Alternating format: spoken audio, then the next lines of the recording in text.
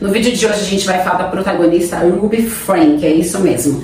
Ela nasceu em Utah em 1982. Por que eu estou mencionando o estado que ela nasceu lá nos Estados Unidos? Porque é um estado que predomina qual religião? A religião dos Mormons.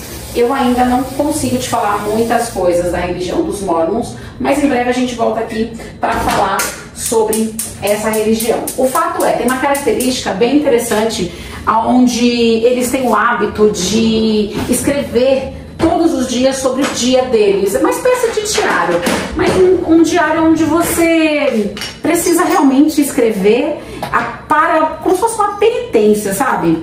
E, enfim, depois você entender que eu tô falando dessa parte. Opa, Ruby, ela é a irmã mais velha de 4 filhas. Por que eu tô contando isso? Mais tarde também será importante, então guarda essa informação aí.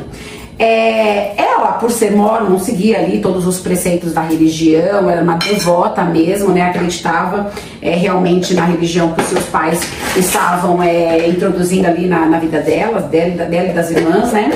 E, enfim, ela foi crescendo ali no seu ambiente, e aí algumas coisas já começam a demonstrar um pouquinho dessa personalidade dessa nossa protagonista, que é perversa. Inclusive, já vou dizer qual é a série, ou a série documentária onde eu tive contato aí com a história da Ruby. Um diabo na família. Forte, né? Ou seja, ela é do lado da perversidade, né? E aí, uma das características que já demonstra alguma coisa sobre a Ruby é que ela tinha um scorecard, uma planilha, onde ela colocava ali tudo o que ela queria do seu futuro marido. Afinal de contas, a religião direcionava, né, as mulheres para o casamento, né? E aí, quando ela faz esse scorecard, né, ela coloca o nome de um cara ali, que é o Kevin, que vai ser o seu marido no futuro, né? Mas ele não estava atingindo preenchendo todas as lacunas, digamos assim, né? Bom, um dia o Kevin tem contato com esse scorecard, então ele já é interessado nela, né? E aí ele pega e fala, bom, então já sei o que eu tenho, né, que atingir aqui pra quem sabe, né, ela se interessar por mim. E foi exatamente isso que ele fez. Ele começou a se moldar ali para atingir, né, essa tabelinha, digamos assim, da Ruby. E aí, gente, ela era outra coisa que me chama a atenção. Eu não vejo problema nenhum em ter tabelinha pra sei lá, né, pra atingir o marido, a perfeição de um relacionamento. Embora eu não acredito que exista relacionamentos perfeitos, eu acredito que existam relacionamentos, mas isso aqui é a minha opinião, né? E aí olha que interessante, né? Ela me chamou a atenção isso, e não aparece no documentário, mas sim no livro que a filha dela escreveu. Ela tem a Sari. Já vou começar a antecipar algumas coisas. A Sari é a filha mais velha dela. Ela junto com o Kevin, eles se casaram em 2000 e eles tiveram 6 filhos. E a Sari relata no livro dela que a mãe, em um determinado momento da vida lá, né, da juventude dela e do pai, estava de mão dadas com o Kevin. Eu não sei se era num cinema, não sei, né, mas estava de mão dadas com ele, e do outro lado com outro rapaz, né, embaixo da coberta, né, e ele percebeu isso, ficou incomodado e foi embora. Aí ela, né, se sentiu assim, bom, gostei desse cara, acho que ele preencheu alguma coisa lá com essa atitude de ter ido embora, né, na tabelinha dela. E o que eu quero destacar aqui é que deste momento em diante, tudo foi muito rápido para o casamento, absolutamente tudo. Eu não sei se é uma característica da religião, mas, enfim, estavam casados assim muito rápido, meses mesmo. E logo ela já engravidou e teve a Sari. E aqui você vai perceber que a gente vai falar apenas nome dos 6 filhos, a gente vai falar apenas nome de 2 filhos, que é a Sari, que é a mais velha, e do Chad, que é o segundo mais velho, né, mais velho dos meninos, mas o segundo mais velho de todos os filhos, né? Por quê? Porque esses dois são de maiores, então eles aparecem, não tem o rosto, como é que fala? Gente, fugiu a palavra agora. Enfim, eles não têm um rosto embaçado ali na fisionomia deles durante todo o documentário, mas os outros irmãos têm. Então, vocês vão perceber que a gente só vai falar esses 2 nomes, porque os demais filhos ainda são menores. Então, está acontecendo essa preservação dos menores, né? Que faz todo sentido. E aí, ela tem então 6 filhos no total. E ela é uma mulher muito devota, assim, né? Totalmente devota à família por conta da religião. Então ela seguia fielmente aquilo que foi ensinado para ela. Não estou dizendo que é certo ou errado o que foi ensinado, mas ela seguia aquilo que ela foi orientada, né, na sua educação enquanto mulher, enquanto mãe e tudo mais. E ela, lembra que eu falei que ela tem 3 irmãs mais novas, e as irmãs dela já estavam nas redes sociais produzindo conteúdos.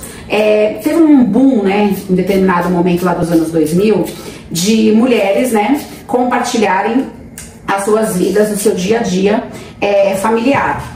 E as irmãs já estavam fazendo isso. E aí a Ruby, ela ficou, vou dizer um tanto quanto enciumada, que já mostra mais um pouquinho da personalidade dela, do tipo, eu sou mais velha, eu tenho mais filhos, e eu ainda não tenho um canal pra chamar de meu, pra compartilhar o meu dia a dia. E aí ela criou, em 2015, um canal que se chama, lá no YouTube, né, não está mais no ar, então nem adianta procurar, de verdade, nem perco seu tempo com relação a isso. Tem bastante conteúdo falando da história dela, mas foi banido. A verdade é essa. Eu falei que ela é uma protagonista perversa. Então, o conteúdo dela já foi banido e retirado da plataforma do YouTube. Mas, na ocasião, lá em 2015, que ela criou o canal, se chamava 8 Passageiros. Uma analogia, né, da família, né? Os 2, o marido e a mulher, e os 6 filhos, né? E aí ela começou a compartilhar realmente o dia a dia deles. Mas o primeiro vídeo que viralizou deles foi um vídeo que nem era atual. Era um vídeo de 2 anos anterior, aonde uma das filhas, né, saía do berço ali sozinha, uma bebê, e aí isso chamou muita atenção na rede social.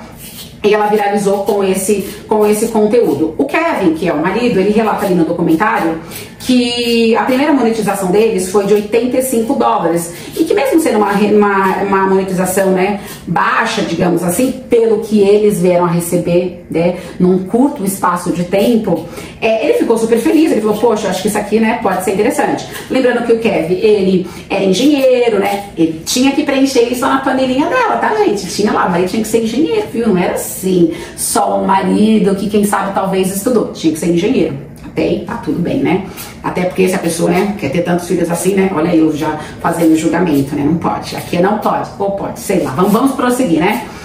E ele achou interessante, tipo assim, porque ela estava totalmente voltada para casa. Então ela era dona da casa, ela era realmente mãe, ela não tinha nenhuma renda, enfim. Todo o orçamento, todo, né, o financeiro da família ficava nas costas do Kevin, né? 6 filhos, né, gente? É muita gente, né? Meu Deus, já pensou, Thiago? O Thiago não tá aqui, não. Tô só falando como se ele estivesse aqui, né? Já pensou, marido? Você tá assistindo esse vídeo? Já pensou?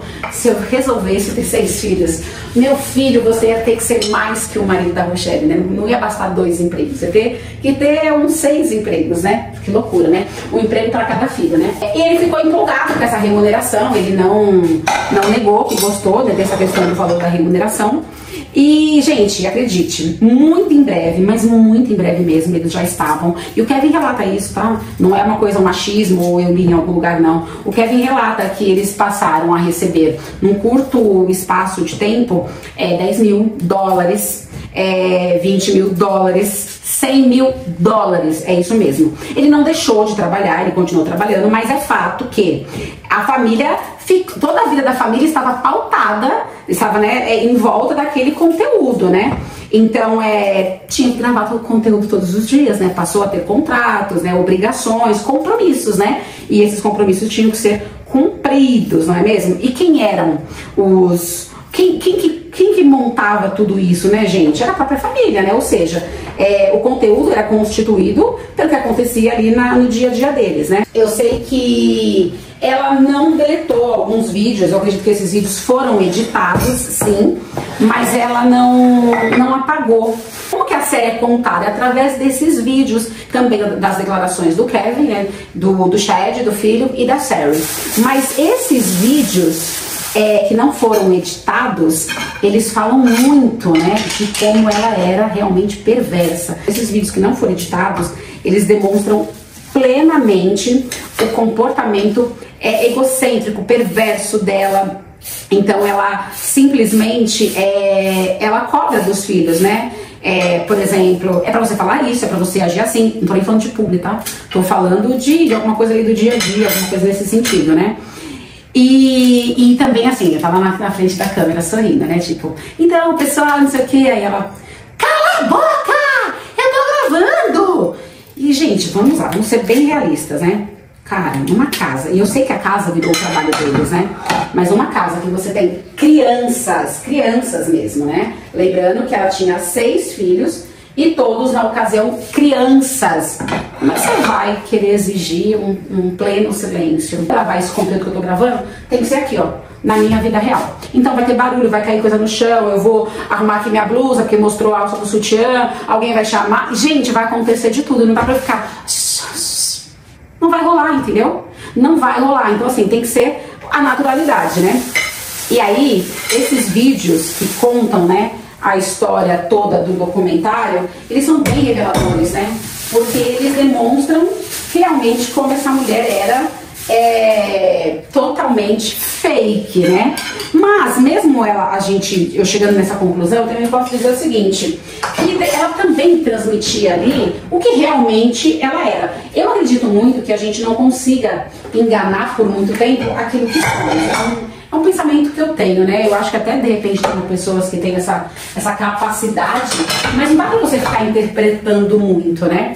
E aí ela percebeu, ela sacou que o que dava mais visualizações ali no negócio, né, do canal deles, era quando aparecia a Sherry e também o Chad, né, que é o menino. Então ela explorava muito, né, esses dois, e na grande maioria das vezes os outros, né, os menores, eles estavam, e ela trata eles assim como funcionários, eles estavam limpando a casa. Ai, Sueli, mas é importante, né, que os filhos colaboram. Claro, eu sou super a favor disso e acho que tem que colaborar mesmo. Inclusive aqui em casa, desde sempre, dentro da maturidade, da idade que elas tinham para cada fase, elas já foram aprendendo que o melhor empreendimento delas, né, na vida aqui seria o quê? O quarto, né? Então foram arrumando sempre do jeitinho que aquela idade permitia, né? Tinha que ser os mandamentos dela.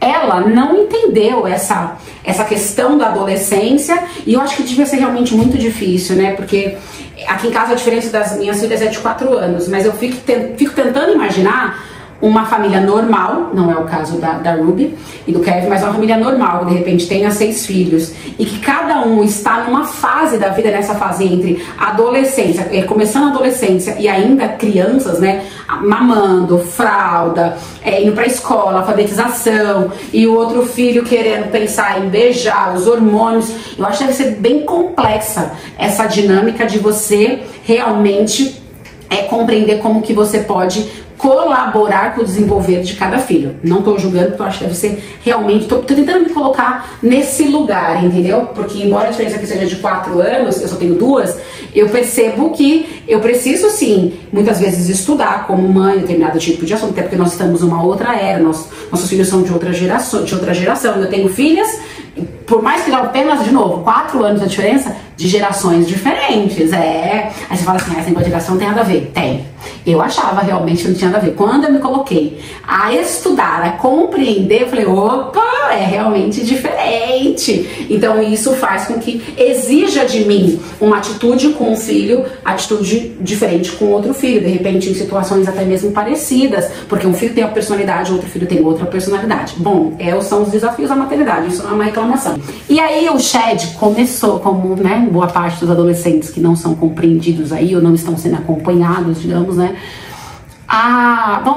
Eu não gosto desse rótulo de que adolescente dá trabalho, eu não acredito nisso, eu posso estar equivocada, mas eu acredito que pais que de repente não fazem por não conseguirem dispor de tempo e de condições e de privilégio para estarem mais com seus filhos, né, estarem ali mais no dia a dia, podem ter lacunas que fazem que pode ser que esse adolescente tenha algum tipo de problemas, não sei que problemas seriam esses, mas ou de pais que realmente falam assim,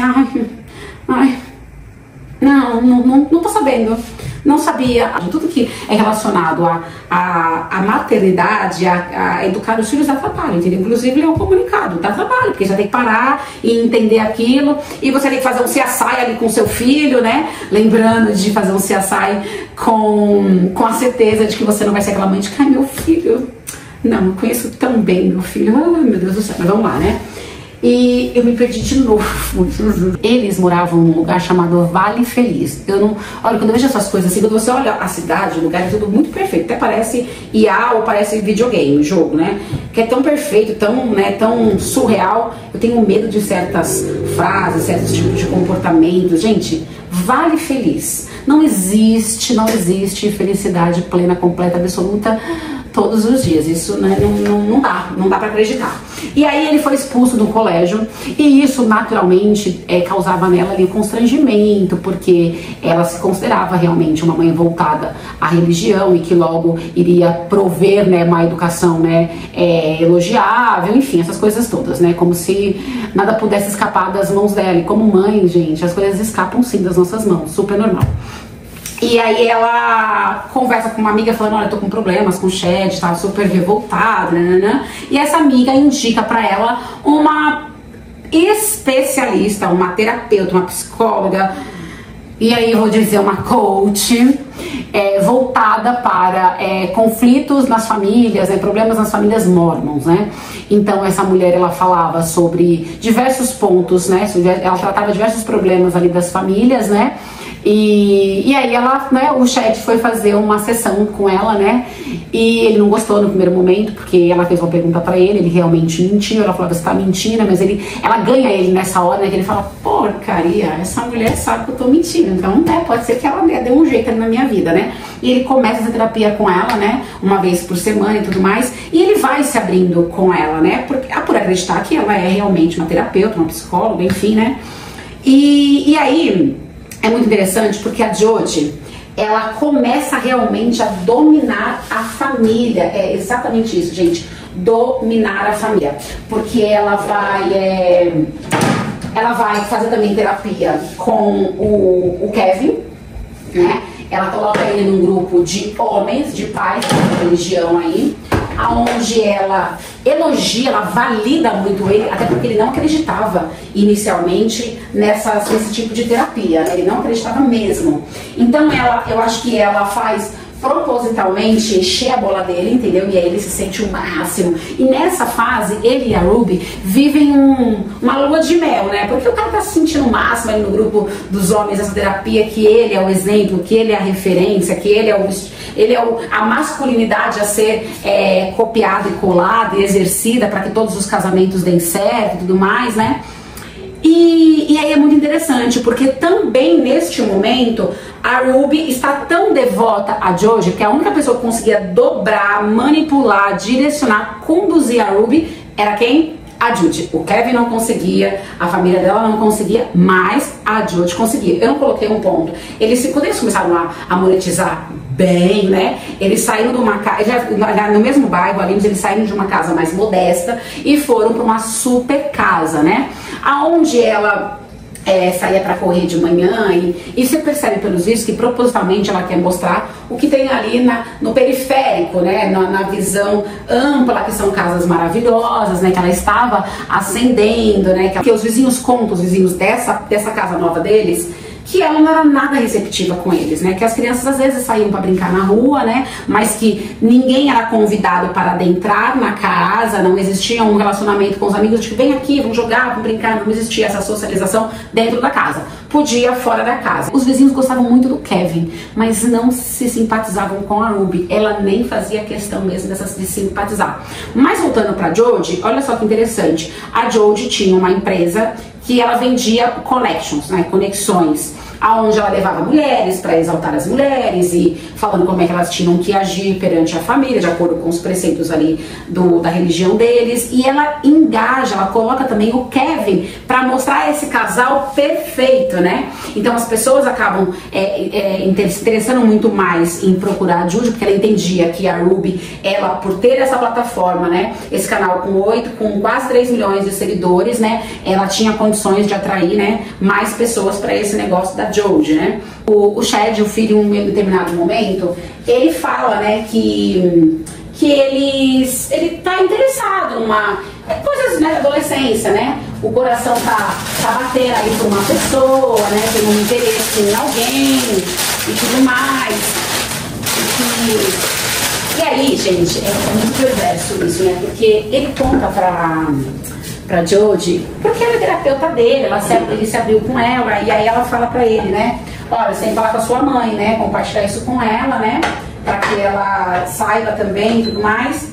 E ele, né, seguiu as orientações da terapeuta dele. Ele vai lá e compartilha com a mãe.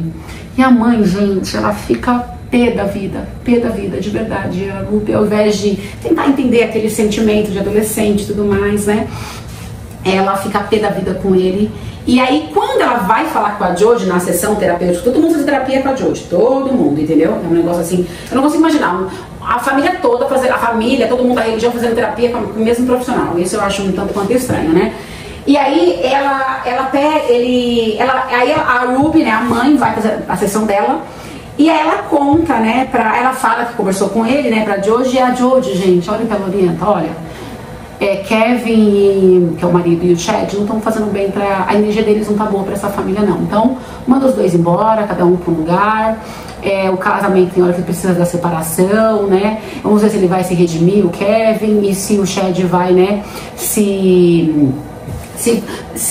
reposicionar como uma pessoa melhor. Porque antes dessa situação, ela postou um vídeo aonde ela está com o Chad no sofá, né, fazendo um conteúdo, e aí ela fala que ele já tá um pouco melhor, né, porque ele, né, evoluiu com a terapia, com as coisas, e aí ele fala, depois de dormir 7 meses, né, no porão, num puff, né, ai, gente, ela postou isso.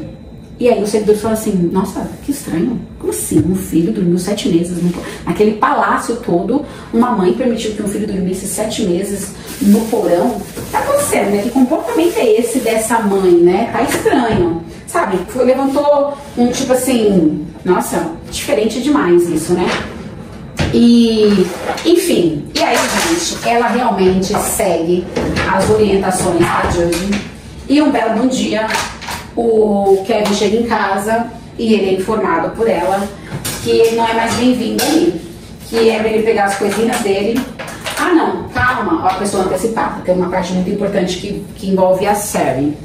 Jodie, aí 2020 entrou pandemia, né? Jodie morava no mesmo estado, mas a quase 500 quilômetros de distância, num deserto, num lugar, gente, deserto. Aí você fala assim, esse é um lugar horrível. Não, só tinha mansões, um negócio assim super diferente mesmo, né? E aí você fala assim, meu, essa Jodie morava sozinha, era casada, ela já era separada, ela tem filhos, tem uma família, mas pouco se sabe sobre essas pessoas na vida dela. Ela morava sozinha nesse lugar que mais parecia, nessa mansão, que mais parecia uma casa copa, um negócio muito maluco, entendeu? E aí, gente, um dia ela liga pra Ruby e fala que tá tendo uma endemonização, tá tendo um espírito nela, enfim. A Ruby vai com o Kevin pra casa dela, quase 500 quilômetros de distância, e eles resolvem, né? O pastor da Jodie nesse local fala que ela precisa de ajuda, né? E aí eles resolvem, enquanto casal de amigos, né, levar a Jodie pra casa deles. E aí a Ruby liga pra Sari, que é a filha, e fala, olha, você tem 2 horas pra esvaziar o seu quarto, porque a partir de agora a Jodie vai morar no seu quarto, né? E a Sari nem ficou assim chateada, porque ela falou, daqui a pouco eu tô indo pra faculdade, né? Então tá tudo bem, né? Não tem problema nenhum. E ela foi lá e pegou o que dava pra pegar do quarto dela, né? E a Jodie começou a morar aonde? No quarto, na casa, né? E o quarto da Sari era da Jodie. E aí, gente, coisas bizarras foram acontecendo. Lembra que o Kevin era exaltado, né, lá na terapia com os outros homens, a religião e tudo mais? Ele passa a ser escrachado. E escrachado mesmo. E na casa ele passa a ser excluído pela Ruby e pela própria Jodie. E muito louco isso, né? A ponto da Jodie falar que da Ruby começar a dormir no quarto com a Jodie. E a filha, a Sari, achou aquilo assim tanto quanto estranho, né? Tanto que no documentário ela é questionada se ela achava que tinha algum tipo de algum afeto ali, alguma coisa diferente entre a mãe e a Jodie. E ela confirma que ela acha que sim, né? Ela confirma assim, dizendo, olha, eu acho que o meu sentimento é de que provavelmente elas tinham algo além do que era antes, né? Dessa mudança dela lá pra casa. E aí, gente, ela, como eu falei, voltando na parte que eu tinha, né, pulado aí, ela então orienta a Ruby a expulsar, né, de casa o Kevin e o filho Chad. E realmente, essa mestre mandou fazer o quê? Os dois foram embora. E ainda foram com orientações. Que orientações são essas? É assim, olha, vocês não vão frequentar aqui, não vão ter contato conosco, vocês não vão ter contato entre vocês. Lembrando que a Sari já estava na faculdade, também foi orientada a não ter contato com o pai e nem com o irmão. Olha que coisa mais maluca. E eles seguiram bonitinho isso daí, gente. É um negócio assim maluco, é assustador. Tanto que eles ficaram separados aí, né, de corpos, de convívio por um pouco mais de um ano. E aí, os vizinhos começaram a perceber comportamentos estranhos naquela casa, né? A ponto de uma vizinha acionar a Sari, né, lá na faculdade. E a Sari vem e baixa na porta da mãe, né, eu quero falar com você. E a mãe super distrata ela, nem convida pra entrar. A vizinha relata que foi uma cena assim, que ela ficou incrédula, né, a ponto da filha mostrar a foto no celular pra mãe, assim, essa daqui é você, é minha mãe, não é essa pessoa que eu tô falando. Enfim, muito triste, né? E por que os vizinhos acionaram a Sari? Porque eles percebiam que tinha alguma coisa diferente ali com os filhos, né? Com as crianças, com os 4 menores que ficaram, né? E eles estavam preocupados, a ponto de um dia chamarem a polícia não pode entrar na residência, porque não tinha uma autorização para isso, né? Mas já tinha sinais ali de possíveis, né? Já tinha alguns sinais ali, né? Eles entram em contato, os vizinhos entram em contato com o Kevin. E o Kevin seguiu bonitinho a cartilha direcionada pela Ruby. Tô nem aí. Gente, é basicamente isso, tô nem aí. É muito maluco de entender como essa lavagem realmente pode acontecer, como as pessoas podem se cegar, né? A Ruby já estava morando lá no deserto com a Judge, é isso mesmo. E levou os 2 filhos mais novos, um menino e uma menina. Inclusive, o documentário começa com a cena do menino. Ele, não aparece a fisionomia, mas ele aperta a campainha de uma casa, ali no deserto, de uma das mansões, né? Demora um pouco para ser atendido, tanto que ele tá quase desistindo, aí, enfim, um senhor atende ele. E esse senhor fala, né, pois não, né? E ele fala, eu posso te pedir 2 favores? Pode ser só um. Você pode me entrar em contato com uma delegacia? E esse senhor sai ali na entrada da casa dele, né, encontra essa criança desnutrida. Para além disso, machucada, as pernas totalmente machucadas. Pra você ter ideia, Judge e Ruby passavam nesses machucados pimenta caiena com mel. Olha a perversidade. Mas calma, não acaba por aí não, viu? E aí, eu entendo que o segundo pedido do menino seria comida, né? Porque vem uma outra pessoa dentro da casa que vai alimentando ele, né? Tava desnutrido. Enfim, aí ele diz, olha, a minha irmã mais nova tá lá dentro, né? Tá lá na casa. Enfim, vai a polícia, entra na casa. E, gente, é uma cena, assim, de cortar o coração. O policial senta do lado da criança. E a criança, ela por muito tempo ficou em silêncio, também desnutrida. E em silêncio. E o policial, ele emocionado, ele tentando se concentrar para como é que ele ia conseguir entrar naquele mundo daquela pessoa que parecia que estava alienada há muito tempo. E enfim, né, as crianças vão para a delegacia, né, é feito todo o registro do corpo delas, né, com provas e tudo mais. E eles não encontram, eles levam, prendem a Judge, mas eles não encontram a Ruby. Mas a Ruby entra em contato com o Kevin. Olha como essa mulher é perversa. Ela entra em contato com ele e ela diz pra ele o seguinte, olha, ela vai celebrar, ela diz pra ele o seguinte, olha, vai pra delegacia tal, né, vai lá pegar as crianças, os 2 filhos tais, porque eles estão lá, eles estavam possuídos, eu e Judge estávamos trabalhando para tirar, né, essas coisas aí deles, né, porque eles estavam possuídos. Então, vai lá, né, e é isso. E ele foi, gente. E aí, a delegacia, no primeiro momento, quem tá entrevistando, quem tá, né, deixa bem claro pra ele que assim, olha, nesse momento você é um suspeito, né? Então a gente vai te interrogar. E aí pega e fala, e começa a fazer as perguntas pra ele, né? E ele, gente, é um negócio assustador, assim, você fala assim, não, mas como assim realmente existe esse tipo de alienação? Ela começou a fazer perguntas, né, sobre os filhos, e ele realmente não sabia nada. E elas assim, tipo assim, como você... E ele protegendo, né, toda a resposta dele era com foco em proteger a esposa. Ele protege demais ela, demais, em todo interrogatório. Mas tá claro que ele não está mentindo. Mesmo protegendo ela, as respostas dele eram verdadeiras, mas com foco em protegê-la.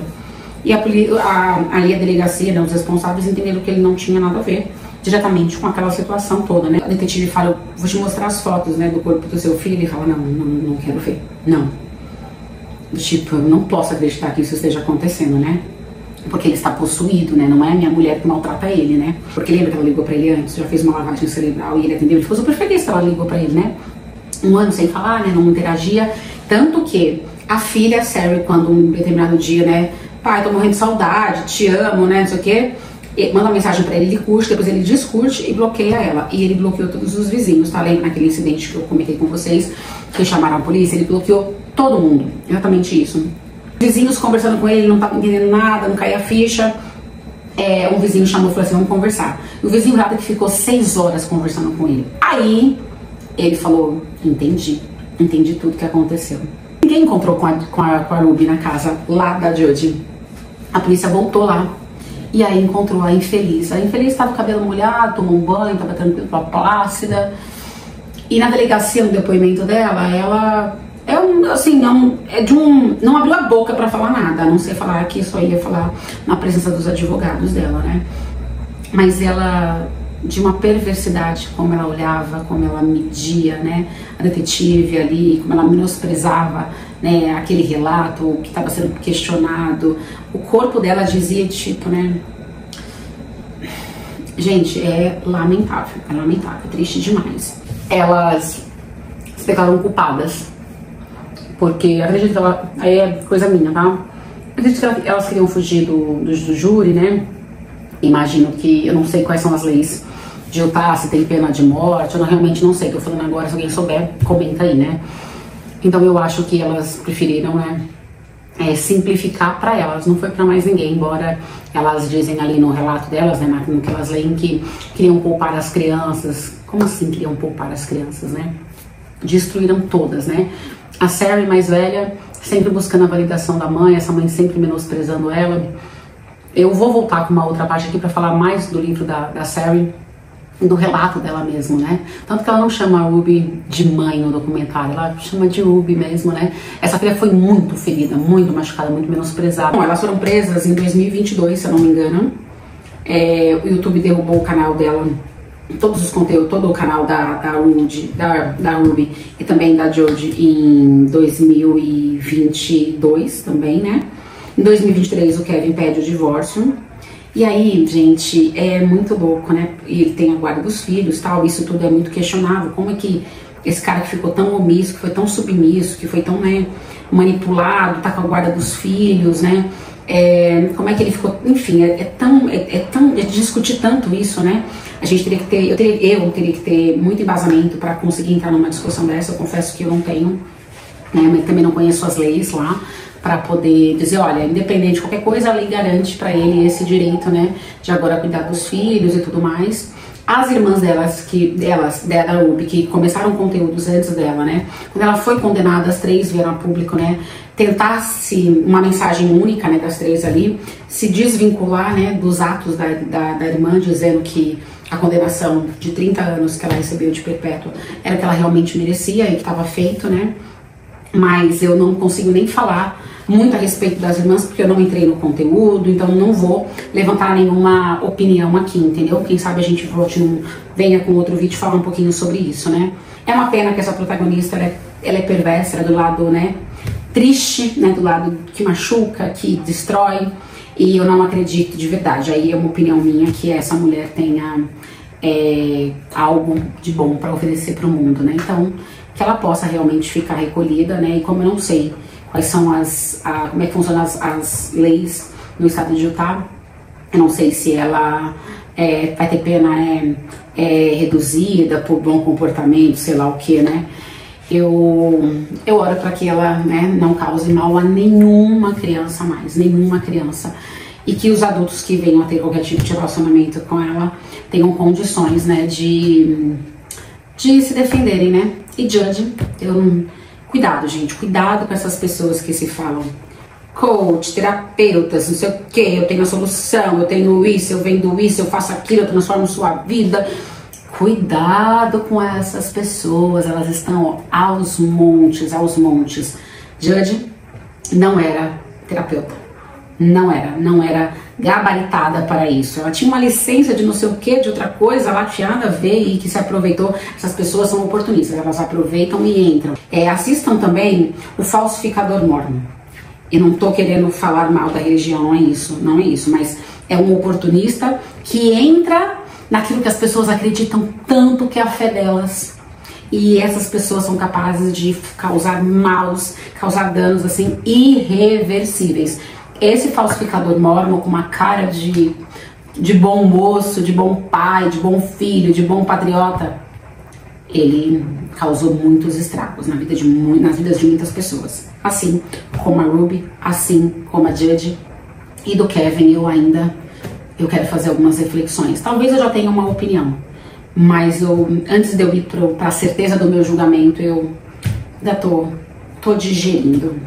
Adorei compartilhar com você essa história que sempre serve de alerta pra gente. Agora eu vou terminar aqui o jantar de hoje. Obrigada, viu? Se inscreva, curte. Se já curtiu, não discute, tá? Deixa aí, comenta, compartilha com outra pessoa e a gente volta com outra protagonista aqui, tá bom?